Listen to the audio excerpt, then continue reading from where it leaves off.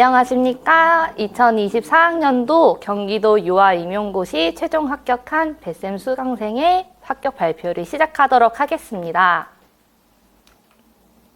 먼저 오늘의 발표에 앞서서 저는 자기소개, 그리고 1차, 2차 공부 방법, 그리고 간단하게 전하고 싶은 말을 마무리하면서 발표를 마무리할 건데요. 오늘 이 자리를 만들어주신 우리 뱃쌤, 그리고 많은 스터디 선생님들께 감사하다는 말 먼저 전하고 싶습니다. 간단하게 제 소개를 하자면, 저는 학교 졸업을 한 후에 전공심화를 병행하면서 어린이집에서 보조교사로 6개월간 근무를 했었고, 또 이제 보조교사 다음에는 영화반에서 3년간 일을 했었습니다. 그리고 제가 초수에서 재수로 넘어가던 겨울방학 시기에는 병설유치원 겨울방학 방과 후의 운영 인력으로 2개월간 근무를 했었어요. 그리고 저는 초수 그리고 재수 모두 배지훈 선생님의 연간 패키지를 들었습니다. 제가 초수에서 재수로 넘어갈 때, 그리고 초수에서도 왜 배지훈 강사님을 선택했는지는 뒤에서 다시 말씀드리도록 하겠습니다. 그리고 저의 MBTI는 ENFP입니다. 먼저 임용고시를 시작하게 된 계기를 간단하게 말씀을 드리고 싶어서 준비를 했어요. 저는 학부 시절부터 막연하게 그냥 임용을 한번 보고 싶다라고 생각을 하고, 내가 30이 되기 전에는 임용을 한번 봐봐야 하지 않을까? 라고 두리뭉실하게 생각을 했던 것 같아요. 그리고 결정적이었던 계기는 어린이집에서 제가 근무를 할 때 유아반이 없어서 계속 영아반을 맡아야 하는 상황이었는데, 유아반을 좀 경험을 하고 싶다는 생각이 들면서 앞으로 더 성장하고 싶다는 마음이 들었기 때문에 조금 더 공립에 대한, 그리고 임용에 대한 생각이 조금씩 커졌던 것 같아요. 그리고 제가 처음에는 이직 준비를 하면서 사립유치원 면접도 보고, 또 그러다 보니까 내가 이 일을 계속 평생 하려면 어디를 가는 게 좋을까 계속 고민하다 보니 공립유치원에 가는 게 좋겠다라고 생각이 들어서 임용고시를 준비를 시작하게 되었습니다. 그리고 배지훈 선생님을 선택한 이유는, 사실 제가 카페도 많이 찾아보고 블로그도 검색을 되게 많이 해봤는데, 초수하면 뱃쌤이다 라는 말을 정말 많이 글을 보았어요. 그걸 보고 사실 정말 큰 고민 없이 뱃쌤을 선택을 했던 것 같아요. 그리고 초수 1년 동안 공부하면서도 이해 중심에 정말 쉬운 설명을 해주셨던 부분, 그리고 나선형 방식의 강의 방식이 저에게 정말 잘 맞았어서 재수 때도 큰 어려움 없이 배지훈 선생님을 선택을 했었습니다. 그리고 뱃쌤의 가장 큰 장점이라고들 많이 얘기해 주시는 정서 지지 같은 부분은, 사실 저는 처음에 임고생한테 정서 지지가 그렇게 중요할까? 라고 좀 생각을 했어요. 근데 임용고시를 준비하는 그 길이 되게 외롭고 지치고 힘든데, 그때마다 뱃쌤이 정서 지지를 너무너무 잘해 주셔서 1, 2년 동안 또 울고 웃고 즐겁게 공부를 했던 것 같습니다. 그리고 배지훈 선생님의 성향 또한 저랑 잘 맞았던 것 같아요. 언제든지 잘할 수 있다고 늘 채찍이 아닌 당근을 주시는 뱃쌤 덕분에 저는 우리 뱃쌤이 늘 말씀하시는 여자는 배짱이다 라는 말을 모토 삼아서 열심히 공부를 할 수 있었습니다. 저는 초수 때와 재수 때 공부 방법이 사실 크게 다르진 않고 조금 더 심화된 부분이 많아서 재수 때 공부 방법을 좀 중점으로 설명을 드리려고 해요. 초수 때 불합격하고 재수 때 다시 시작했을 때 왜 실패했을까를 분석하는 게 가장 중요하다고 해서 저도 곰곰이 생각을 해봤는데, 사실 이때가 제일 힘들지 않을까 싶더라고요. 초수 때 내가 열심히 했던 이 공부 모든 게 정말 송두리째 부정당하는 기분이 들거든요. 근데 이걸 꼭 넘어가셔야지 재수 때 더 나은 공부 방법, 그리고 합격에 조금 더 가까운 길로 간다고 생각을 해서 가지고 와봤어요. 저는 초수 때 불합격했던 이유가, 저는 9월, 10월까지도 암기가 저에게 되게 발목이 잡혔던 부분이었어요. 그래서 모고 기간까지도 암기가 너무 힘들었고, 제가 암기를 하는 암기 때문에 자꾸 내가 이 점수가 안 나오는 건 암기 때문이야 하니까 다른 실수 같은 부분, 시간 관리 같은 부분을 사실 전혀 신경을 쓰지 못한 채 초수 기간에 좀 보냈던 것 같아요. 그리고 나는 좀 잘하고 있어. 이 정도면 됐지. 이 이론 내가 완벽하게 알고 있지라고 좀 회피를 했던 것 같습니다. 재수 때, 재수를 시작하면서 제가 초수 때 봤던 시험을 다시 분석하는 스터디를 한번 한 적이 있었어요. 그걸 분석을 하면서 제가 당연히 맞췄다고 생각했던 이론이 틀린 걸 보면서 내가 알고 있던 이론도 이렇게 틀릴 수 있는데 내가 그걸 너무 간과했구나라고 생각을 하게 되었습니다. 그리고 회의실 비중이 계속 높아지고 있는 추세인데 저는 회의실을 사실 초반부터 계속 회독을 했기 때문에 문제를 좀 잘 풀 수 있을 거라고 생각을 했어요. 그런데 회의실은 늘 제 초수 때도 그랬고 재수 때도 그렇고 회의실 문제가 참 어렵더라고요. 그래서 회의실 그리고 암기 같은 부분을 좀 개선을 많이 해야겠다라고 다짐하게 되었습니다. 그래서 어떻게 하면 좋을까 고민을 많이 하다가 제가 선택했던 방법 중에 저에게 잘 맞았던 방법은 조금 더 심화 확장을 하고 또 어려웠던 부분은 좀 도움이 되지 않다고 생각했던 부분은 과감하게 포기하면서 공부를 시작했는데요. 먼저 뱃쌤과 함께 이해 기반으로 강의를 듣때 미리 좀 암기를 많이 해놔야겠다라고 생각을 했어요. 그 암기에는 저에게 가장 도움이 됐던 게 구술 스터디였기 때문에 뱃쌤 강의를 수강하는 또 다른 선생님과 함께 계속 구술 스터디를 진행을 했습니다. 그리고 회독은 기본 중에 기본이기 때문에 무조건 가져갔고 또 제가 기출 분석도 초수 때는 이 정도가 기출 분석이구나 하고 넘어갔던 부분에 대해서 내가 기출 분석을 조금 더 꼼꼼하게 하지 못했구나 하는 반성이 있기 때문에 기출을 조금 더 꼼꼼히 봐야겠다라고 마음을 먹게 되었어요. 그리고 저는 백지 쓰기도 저에게 잘 맞아서 올해는 백지 쓰기를 많이 연습하면서 암기를 해야겠다라고 생각했습니다. 먼저 1차에 대한 시기별 공부 방법인데요. 상반기 하루 일과는 크게는 오전, 오후, 저녁 이렇게 나누었었는데 저는 일어나면 무조건 고시문이나 아동복지 시행령, 학교 7대 안전 백지 쓰기를 파트별로 나눠서 했어요. 그리고 회의실을 분량을 나눠서 읽고 그래도 시간이 남으면 논술을 한다거나 아니면 전날 봤던 강의를 복습하는 시간을 가졌습니다. 그리고 오후의 시간에는 개강론 강의를 몰아서 듣거나 혹은 다 들었다면 또다시 복습, 회독을 하고 저녁 시간에는 제가 운동을 했기 때문에 운동을 끝내고 와서 연습 문제를 한 번 더 푼다든지 스터디 마무리 못한 게 있으면 한 번 더 마무리하면서 복습을 한다든지 하는 일과로 보냈습니다.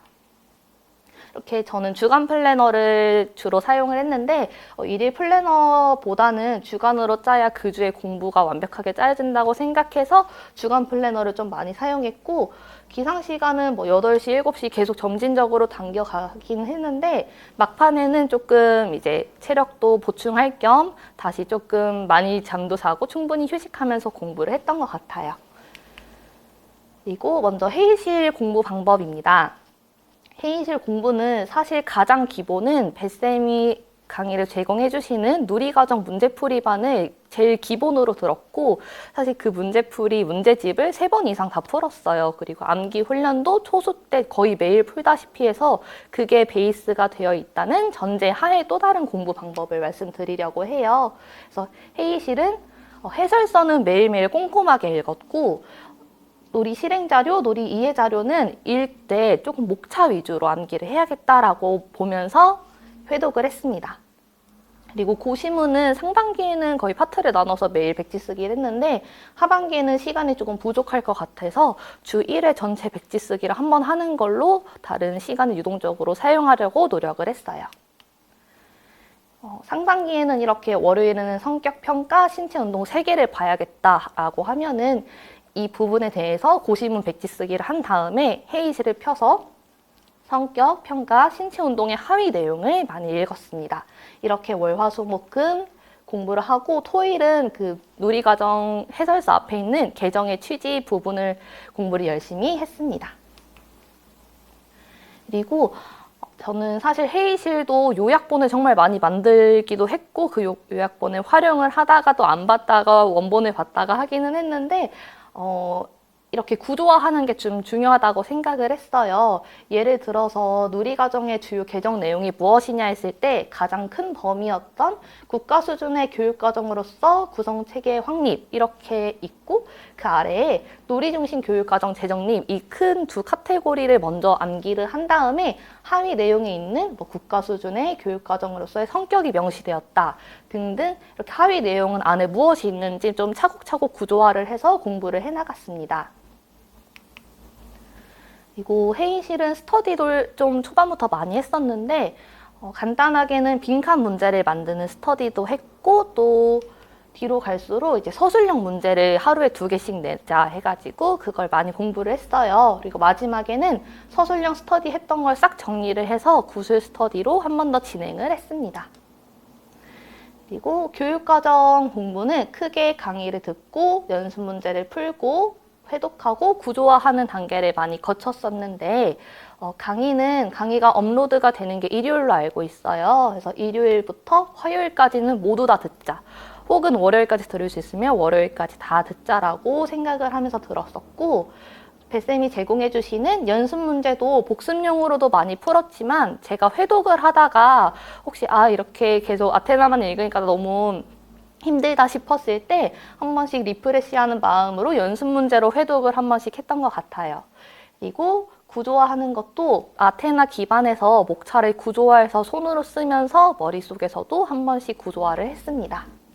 그리고 회독할 때는 기와펜으로 아테나 전체를 읽거나 혹은 키워드 표시한 거 위주로 빠르게 읽었습니다. 저는 아테나를 이렇게 단권화를 해놨었는데 노란 포스트잇에는 강의 들으면서 필기했던 것 혹은 전년도 문제풀이에서 도움이 됐던 자료를 참고해서 적어 놓았고 분홍색 포스트잇에는 기출문제를 적어놨어요. 몇 년도에 나왔고 문제 지문이 뭐고 답이 무엇인지 써놨었는데 이게 보기보다 시간이 되게 많이 걸리는 작업이어서 사실 크게 추천을 드리진 않지만 기출을 아는 게 굉장히 중요하기 때문에 이렇게 빨간색 스티커라도 표시를 해놓으시는 거를 추천을 드리고요. 회독할 때도 중요한 게 뭔지 먼저 파악할 수 있어서 아주 도움이 많이 됐습니다. 그리고 아테나 목차를 기반으로 구조화는 이렇게 했는데 저는 아테나 보면서 그 목차를 그대로 따라서 썼어요. 간단하게는 뭐 계몽주의 아래는 무엇이 있고 또 로크 안에는 사실 생애는 그렇게 중요할 것 같지 않아서 생애 하고 바로 넘어가서 어떤 이론을 말했는지 또 어떤 교육 내용이 있었는지 차례대로 따라서 적어가면서 머릿속에서 구조화하는 작업을 한 번 더 진행했습니다. 그리고 6, 8월이 되면 문제풀이, 그리고 기출, 하프 모의고사가 3개가 동시에 진행돼서 정말 바쁜 시간을 보내게 되는데요.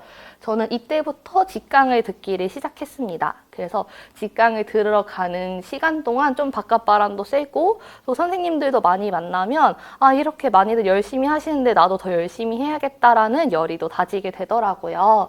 그리고 저는 짝스터디 선생님과 함께 강의를 다 듣고 나면 스터디룸에 가서 또 공부를 했어요. 그래서 오늘 했던 거 복습하기도 하고 강의 들었던 내용 중에 잘 이해가 가지 않으면 서로 설명해 주기도 했습니다.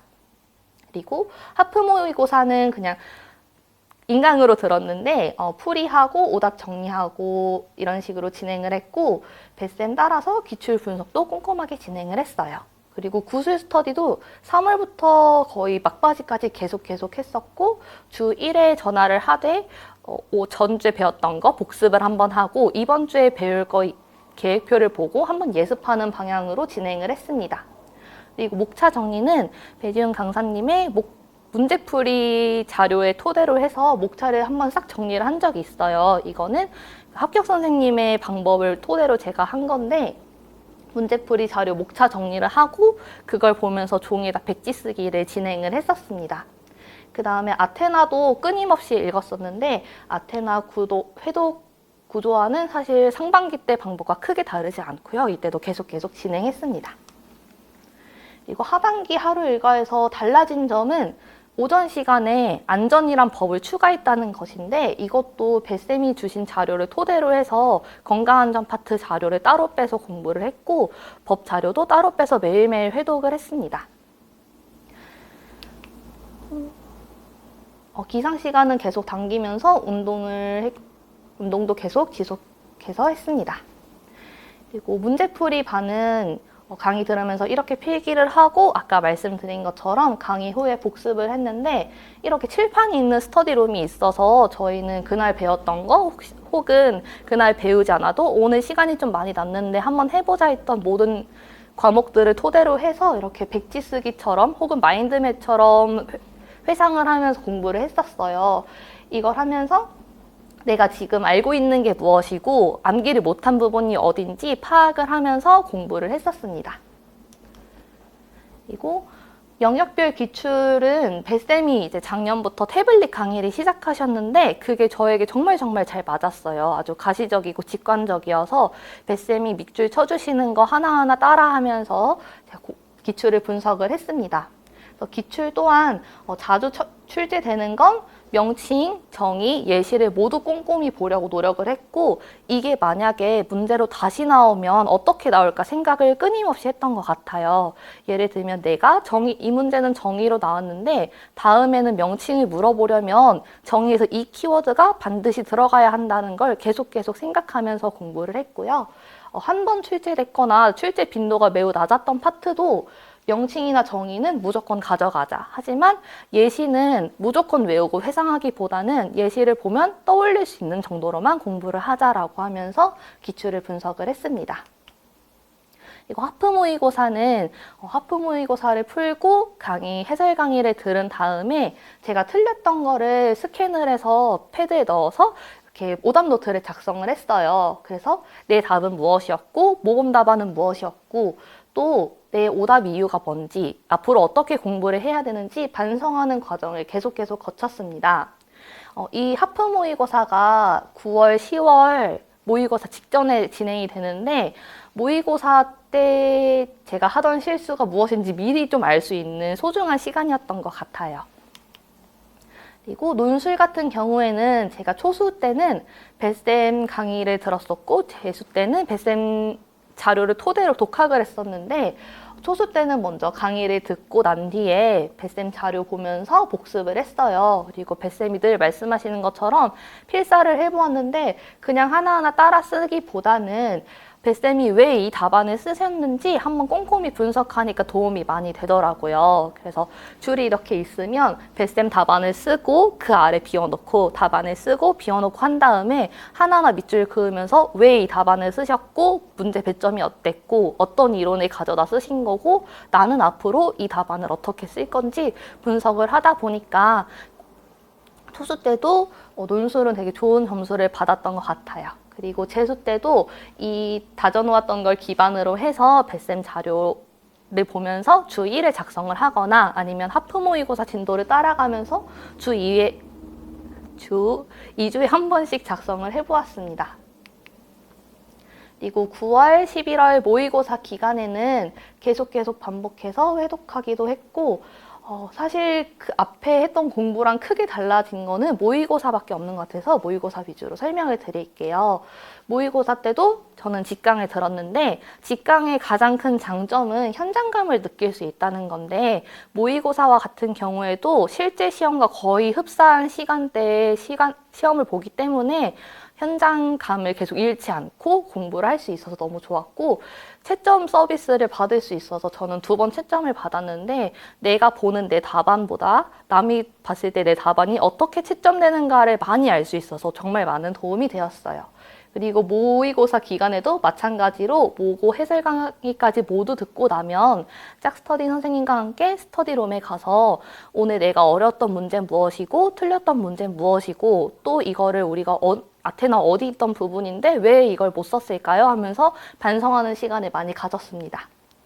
그리고 해이실 법안전도 사실 초반과 동일하게 계속 진행을 했고 아테나 문풀 자료도 초반과 동일하게 진행을 계속했습니다. 그리고 저는 모의고사도 오답 노트를 계속 썼는데 제가 실수를 정말 많이 해서 사실 틀리는 거 틀린 문제의 절반 이상의 비중이 실수였어요. 그래서 어떻게 하면 실수를 잡을 수 있을까 하다가 오답노트를 쓰면서 내가 이 문제를 풀 때 어떻게 생각했길래 이런 실수를 했을까, 혹은 답안을 가끔 빠뜨리고 안 쓰는 경우에는 내가 이런 실수를 반복하는데 실제 시험에서는 어떻게 하면 이 실수를 안 할 수 있을까 계속 고민을 했던 시간입니다. 그리고 저는 백지 쓰기도 계속 진행을 했는데 아까 말씀드렸던 것처럼 문제풀이 자료를 하나하나 쳐서 예를 들어서 유아 동작 교육의 목표가 무엇이냐고 괄호 2 있으면 2개를 써야 하는 거예요. 그래서 이걸 토대로 1번 이거다, 그리고 2번 이거다 하면서 계속 백지 쓰기를 했습니다. 그리고 백지 쓰기뿐만 아니라 이거를 틀렸던 걸 토대로 해서 짝스터디 선생님과 문풀 요약본을 한번 만든 적이 있는데 요약본으로만 공부를 하자 이건 아니었고, 내가 모르는 걸 빠르게 보기 위해서 요약본을 만들어서 실전에 가서 한번 싹 훑어보자라는 용도였어요. 그래서 백지 쓰기를 한 다음에 자주 틀렸던 부분은 노란색이나 주황색 혹은 빨간색으로 표시를 해서 그 부분에 대해서만 구술 스터디 때 문제를 내주거나, 혹은 하반기에 너무 시간이 없어서 구술을 할 시간이 없으면 워드로 쳐서 문제를 서로 핑퐁해서 내주고 내가 어려웠던 부분을 다시 체크하는 용도로 공부를 했습니다. 그리고 본 시험장에 갔을 때는 뱃쌤 헬리콥터 자료랑 그리고 이번에 새로 주셨던 자료가 하나 더 있었는데 그거 참고해서 가져갔었고, 저는 실수를 너무 많이 했어서 기출 오답 정리란 노트를 만들어서 가져갔었어요. 여기에 제가 맨 위에는 전체적인 오답 비율 중에 무엇이 제일 많았는지, 이걸 어떻게 하면 안 할 수 있는지를 적어서 놓았고, 시험지를 받자마자 이걸 머릿속으로 생각을 하다가 시험 종이 딱 올리면은 이걸 딱 쓰고 시작을 했어요. 그래서 문제 하나 풀 때마다 그거 보면서 이런 실수하지 않았는지, 혹은 답안을 쓸 때 이런 부족한 부분이 없었는지 한 번씩 체크를 하면서 시험을 봤던 기억이 있습니다. 그리고 이렇게 1차가 모두 끝났고요. 1차 때 진행했던 스터디 중에 제가 추천해드릴 만한 걸 조금 추려서 가지고 왔는데, 스터디를 되게 많이 구하시고 초수 선생님들께서도 스터디를 꼭 해야 되나요? 라는 말을 되게 많이 올리시더라고요. 근데 스터디는 사실 저에게 도움이 될 때만 굉장히 필요하다고 생각을 해요. 그래서 저는 혼자서 못하겠다 싶은 거는 스터디를 무조건 했어요. 여기 적은 것 뿐만 아니라 기상 캠 스터디, 기상 구술 스터디는 아침에 못 일어나서 시작을 했던 거고, 짝 스터디도 내가 공부를 하다가 이런 부족한 부분이 생기면 같이 스터디를 만들고 싶은데 짝 스터디 선생님도 나도 그거 부족한데 같이 할래요? 해가지고 많이 진행을 했었고, 문제풀이 인증 같은 경우에도 쌤 자료나 연습 문제 풀이할 때도 내가 회독을 해야 되는데 너무 게으르게 하지 않으면은 풀이 인증을 강제로 하는 스터디를 만들어서 풀이 인증을 한다든지 하는 방식으로 혼자서 도저히 못하겠다 하는 부분은 무조건 스터디를 진행을 했습니다.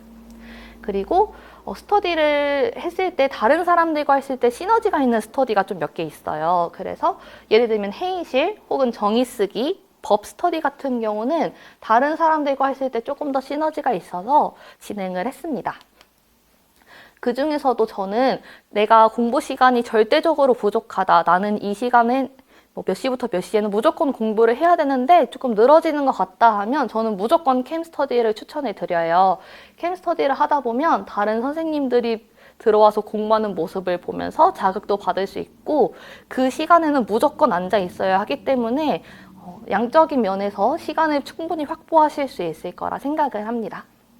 그리고 짝 스터디는 사실 이렇게 좀 정리를 해서 적어 놓았지만 저희도 막 무조건 구술, 강도, 문제 내기, 인증 스터디 무조건 합시다 이렇게 시작했던 건 아니고, 공부를 하다가 선생님 저 근데 너무 암기가 부족해요 하면 구술을 진행을 하고, 선생님 저 근데 회독을 너무 요즘 안 하는 것 같아요 하면은 타임랩스로 찍어서 혹은 녹음해서 강독 스터디를 인증하는 스터디를 진행을 하고,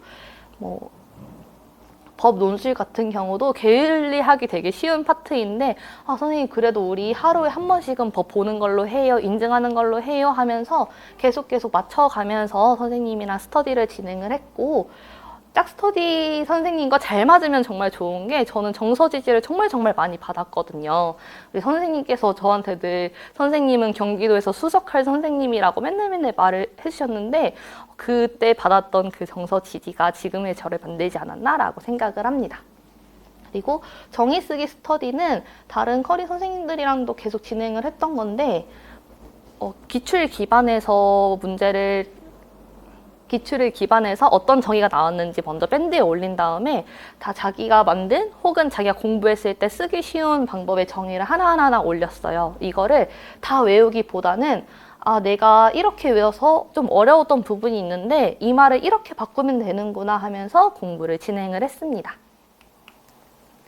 그리고 회의실 스터디는 앞에서 설명을 드렸는데 이것도 되게 추천하는 이유는 회의실을 계속 보다 보면 내가 생각했던 관점에서만 보기 때문에 좀 지엽적으로 볼 수가 있어요. 그런데 다른 선생님들과 회의실 스터디를 하다 보면은 되게 다양한 관점에서 회의실을 읽을 수가 있고 또 내가 미처 생각지 못했던 부분에 빈칸을 뚫으면 이런 부분에서 이런 단어가 있었구나 또 새로이 알 수 있기 때문에 회의실 스터디도 추천해 드립니다. 그리고 안전 스터디는 사실 조금 매일 진행하기 좀 힘든 부분이라 저는 2주 단기 스터디를 들어갔었는데 안전이 너무 계륵 파트여가지고 그냥 1점이라도 더 가져가자라고 생각해서 들어갔어요. 근데 작년 문제였던 폭염이라든지 혹은 지진이라든지 이런 문제를 선생님들이 다 올려줬던 부분이어서 건강안전 파트도 어려웠지만 좀 당황하지 않고 답안을 작성할 수 있었던 것 같습니다. 그리고 이렇게 1차가 끝난 뒤에는 2차 공부를 시작했는데 1차 합격 발표 전까지는 오프라인 스터디를 경기 2명, 그리고 인천 1명, 세종 1명 이렇게 지역을 섞어서 진행을 했어요. 의도적으로 섞었던 건 아니고 저랑 친했던 선생님들이랑 같이 스터디를 진행했기 때문에 이렇게 지역이 좀 다양했습니다.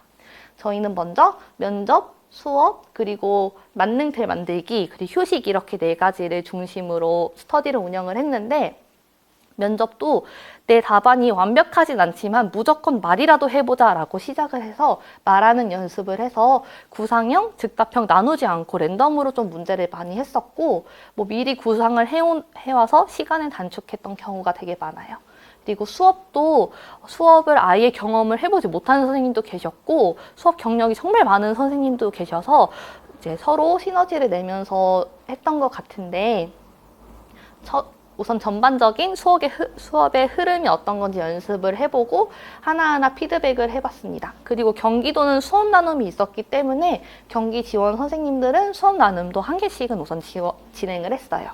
그리고 만능틀 답안 만들기는 면접에서 자주 나오는 주제별로 저희가 브레인스토밍을 했어요. 그래서 주제를 몇 개 정하고 돌아가면서 브레인스토밍을 한 다음에 그 자료를 토대로 내가 말할 수 있는 답을 만드는 시간을 가졌습니다. 그리고 아무래도 합격 발표 전이어서 스터디가 끝나면 맛있는 것도 먹고 되게 수다도 많이 떨고 하면서 정서적인 지지를 얻었던 것 같아요. 이렇게 저희 구글 드라이브에 공유 문서함을 만들면 이렇게 자료를 다 볼 수 있는데 이게 실시간으로 워드를 치면은 옆에 선생님이 어떻게 피드백하는지 다 보이거든요. 그래서 이걸 적극 활용해서 수업에 있어서 조건은 다 채웠는지 도입 전개 마무리해서 들어가야 할 부분인데 빠졌다든지 혹은 이렇게 넣으면 더 재밌어요 하는 부분을 피드백을 해주셔서 이걸 토대로 수업 연습을 많이 진행을 했습니다. 그리고 브레인스토밍 했던 자료는 이렇게 돼 있는데 왼쪽은 제가 창의성에 대해서 선생님들과 브레인스토밍 했던 거고 또 인성 부분은 선생님들이랑 브레인스토밍 했던 거 토대로 해서 내가 그런 면접 때 무슨 말을 할지 한 번 더 정리했던 부분입니다. 그리고 1차 합격 발표 후에는 이제 경기도 선생님들과 스터디를 꾸려서 오프라인 스터디를 진행을 했어요. 왜냐하면 경기도는 경기도만의 또 인천은 인천만의 시험 방침이 달랐기 때문에 경기도 선생님들과 오프라인 스터디를 진행을 했습니다. 그래서 처음에는 만나서 만능틀 백지 쓰기를 하고 면접, 수업, 그리고 답안을 정리하거나 브레인스토밍을 하고 마무리를 했습니다. 저희는 경기 지역은 자유놀이가 많이 출제되는 지역이라 사실 만능틀이 굳이 필요할까 싶긴 했는데 전년도 기출에서 대집단 활동이 나온 적이 있어서 혹시라도 이야기 나누기라든지 신체 표현이라든지 어떠한 유형이 나와도 내가 수업을 할 수 있어야겠다라고 생각을 해서 만능틀 백지 쓰기를 한 다음에 아이디어를 서로 공유하는 시간을 가졌습니다. 그리고 우선 면접 같은 경우에는 경기도는 구상 15분, 그리고 시험실에 들어가서 발표하는 시간 15분인데 15분 동안 구상형 3문제를 풀고 들어가게 돼요. 그 다음에 그걸 모두 말한 다음엔 즉답형을 답변을 하게 되는데 이 모든 게 15분 안에 끝나야 하기 때문에 시간을 재면서 연습을 많이 했습니다. 그래서 실전처럼 연습을 하되 시간을 좀 많이 줄여가지고 15분 동안 구상이 아닌 12분 동안 구상을 하자 또는 11분 동안 구상을 하자라고 연습을 많이 했었고 구상 즉답 답변은 다 한 뒤엔 퇴실하는 것까지 연습을 했어요. 그리고 3명 모두 저희가 3명이서 진행을 했는데 3명 모두 이 면접을 하고 난 다음에는 피드백하는 시간을 가졌습니다.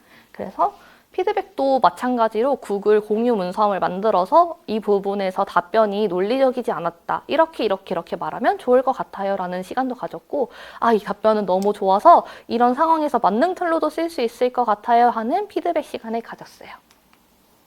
수업 같은 경우에도 경기도는 25분 구상, 그리고 수업실은 15분 동안 진행이 되고 경기도의 꽃이라고 하는 수업 나눔은 세문항이 진행이 되는데 즉석으로 즉답형처럼 말을 해야 돼요. 그래서 저희도 수업 구상할 때는 좀 단축해서 20분 동안 구상을 하고 수업 실현을 한 다음에 수업 나눔은 종이에서 기출 문제를 뽑아서 즉석에서 답변을 했습니다.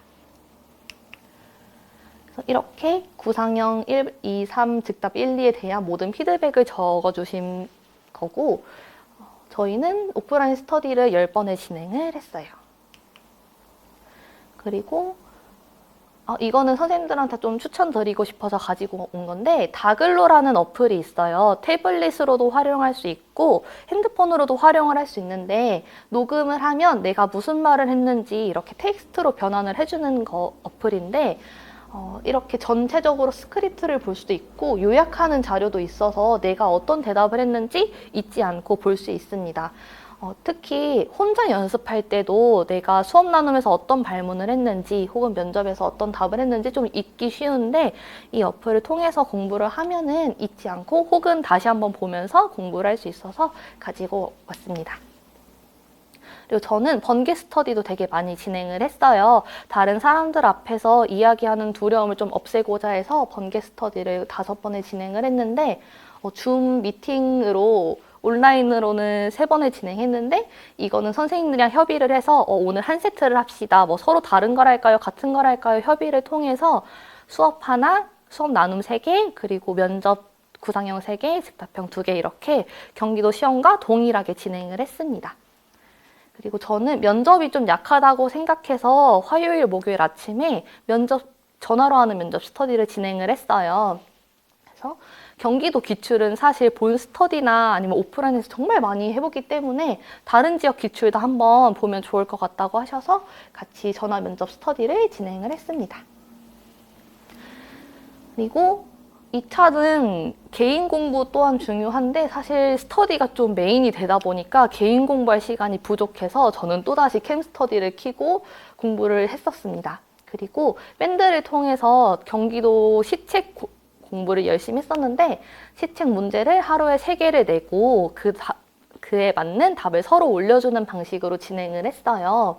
그래서 그것도 다른 선생님의 답을 그대로 흡수하기보다는 내가 생각했을 때 이게 경기시책이랑 무엇이 맞는지 그리고 내가 대답할 때 이런 말을 쓰면은 난 편하게 말할 수 있다라고 하는 부분을 넣어서 한번 싹 정리를 했었습니다. 그리고 제가 중요하게 봤던 시책과 가볍게 읽은 걸 모두 가지고 왔는데 제일 중요한 건 경기교육 신년사, 그리고 주요 업무 계획, 유아교육 정책 추진 기본 계획인데 이번 경기도 기출에서도 이거에 기반해서 거의 다 나왔어요. 그래서 이 3가지는 정말 메인으로 보시되 다른 인성교육 자료 혹은 지금 계속 강조하는 게 인성, 에듀테크 같은 부분은 타시도의 자료가 있다면 그것도 참고하는 것도 방법입니다. 그리고 신년사 같은 경우에도 혼자 공부하기 좀 어려운 부분인데 이 부분은 유튜브에 치면은 분석해 주시는 유튜버들이 되게 많으셔서 저는 신년사 같은 경우도 이렇게 유튜브를 보기도 하고 혹은 혼자서 이렇게 하나하나 밑줄 그으면서 내가 만약에 문제를 내면은 여기서 뭘 냈을까 하면서 생각하고 그럼 내가 답을 이렇게 해야지 계속 고민하면서 공부를 했었습니다.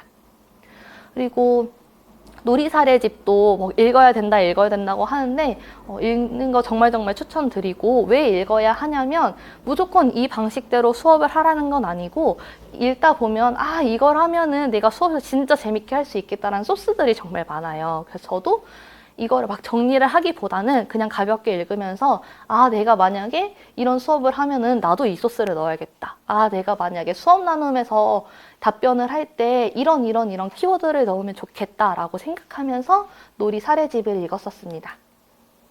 그리고 2차 시험 때는 제가 어디 가서 무슨 발표를 하거나 면접을 볼 때 정말 한 번도 떤 적이 없는데, 면접장에 들어가자마자 정말 파들파들 떨면서 인사를 했던 기억이 나요. 그래서 선생님들도 들어가서 너무너무 떨리지만 정말 내가 최고다, 내가 짱이다 이런 마음 가지고 들어가셨으면 좋겠어요. 그리고 면접 같은 경우에도 선생님들께서 계속 하시는 말씀이 이게 답인지 모르겠다, 이 말이 맞는지 모르겠다고 하는데, 내가 무슨 말을 하던 논리 정연하게 말을 하면 다 답이 돼요. 그러니까 너무 떨지 말고 내 답이 최고다, 내 답이 정말 논리적이고 답이다 라고 생각하면서 말씀하시면 좋을 것 같아요. 그리고 수업도 사실 저도 수업을 막 재밌게 하는 타입은 아닌데 일부러 좀 과장된 리액션도 많이 하고 놀이 참여자나 공동 놀이자로 많이 들어가서 내 수업이 이렇게나 재밌다라는 걸 많이 표현하려고 노력을 했습니다. 그리고 2차 때 키워드로 말하는 연습을 계속 해야 돼요. 그리고 서론, 본론, 결론 두 갈씩 논 거 이게 되게 충분해야 되는데, 이게 충분해야 되는 이유는 이렇게 연습을 하고 가면 되게 떨려서 내가 무슨 말을 했는지 사실 기억을 못하고 나오는 경우가 많아요. 그래서 이 연습이 충분히 돼야만 실전에서도 정말 반이라도 할 수 있다라고 생각하고 열심히 했습니다. 그리고 저는 마지막에 수업 나눔까지 끝나고 인사를 드리고 나올 때 너무너무 후련한 마음에 정말 방긋 웃었더니 면접관님도 그제서야 막 웃어주셨거든요. 그래서 아, 오늘만 지나면 끝이다, 이 지긋지긋했던 이 공부들 내가 다 오늘 끝내리라 하는 마음으로 마지막까지 정말 포기하지 않았으면 좋겠다고 생각했어요. 그래서 이렇게 점수는 사실 점수가 개별 면접 수업 시련 나누면서 조금씩 다 감점이 있었는데, 이게 마무리를 못해서 감점이 들어간 게 꽤 있었거든요. 그래서 시간 내에 답변을 다 하는 거, 시간 내에 수업을 다 하는 거에 좀 초점을 두고 연습하시면 좋을 것 같습니다. 마지막으로 우리 예비 동료 선생님들께 하고 싶은 말은, 지금 TO가 계속 줄고 있는 상황이어서 이 공부를 계속 해야 될지 말아야 될지 고민을 계속 하시는 것 같아요. 그리고 저도 초수 때도 그랬고 재수 때도 그랬고 그게 늘 불안했는데, 제가 공부를 할 때 어떤 마음이었냐면, 정말 나중에 10년이 지나고 20년이 지났을 때 내가 더 이상 임용 공부를 못하게 되었을 때, 아, 그때 22년도에 할 걸, 아, 그때 23년도에 그냥 할 걸, 이렇게 생각할 것 같더라고요. 그래서 선생님들도 지금 공부를 하기로 마음을 먹으셨다면 정말 끝까지 열심히 하는 것을 바라고 있겠습니다. 현장에서 함께 할 날을 기다리고 있도록 하겠습니다. 감사합니다.